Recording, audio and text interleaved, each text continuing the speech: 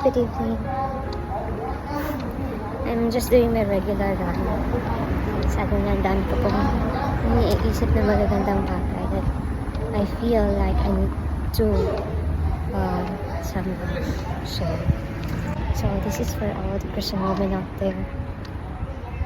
I just pray that you will be surrounded with the right people, with the right family in Christ. Alam na sa panahon natin ngayon that sinasabi natin open-minded. Magtagalog na lang ako so that everyone can understand. I just pray for you na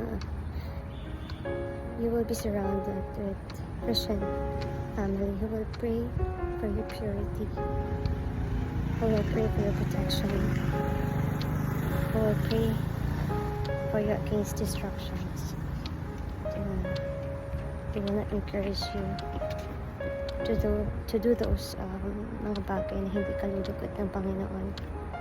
Kahit pa sabihin nila na you are in the right age na naman, papunta naman na kayo doon.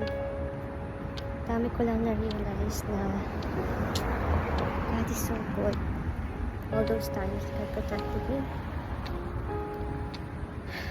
But pinapapray ko lang yung soul na makahanap ng tamang tao na pag-guide sa'yo. Na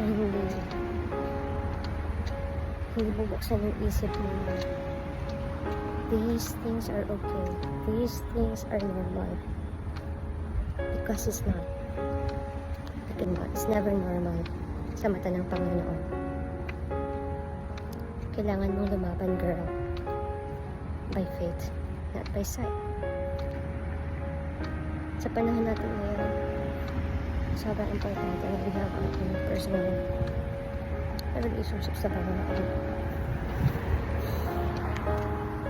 Kasi even your closest of closest friends ay pwede kang malaya.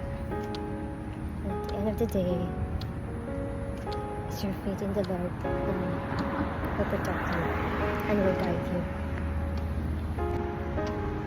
Thank you, Lord. And for all those women naman, you engage in those things, especially in pagpalagay natin sex, premarital sex. I know it's bold, but I have no choice.